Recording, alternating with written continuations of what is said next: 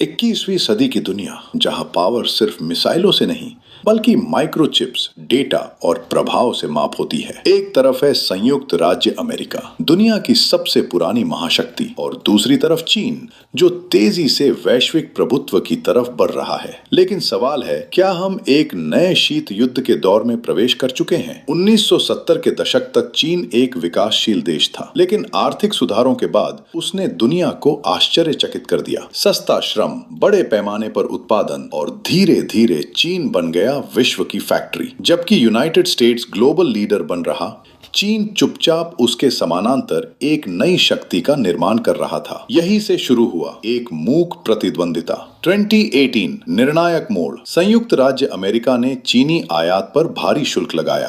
कारण व्यापार असंतुलन और बौद्धिक संपदा संबंधी चिंताएं। चीन ने भी जवाब दिया अपने टैरिफ के साथ। दुनिया की दो सबसे बड़ी अर्थव्यवस्थाएं एक आर्थिक युद्ध के मैदान पर आ चुकी थी। लेकिन असली लड़ाई यहाँ से शुरू होती है।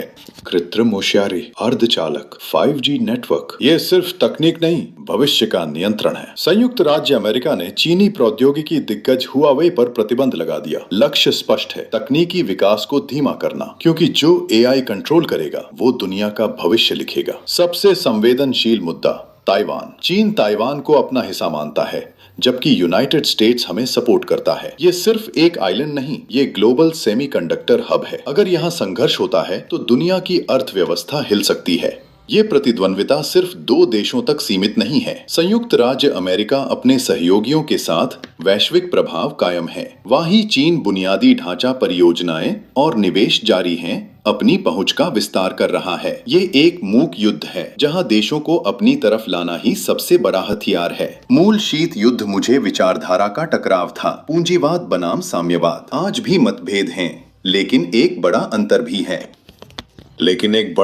है।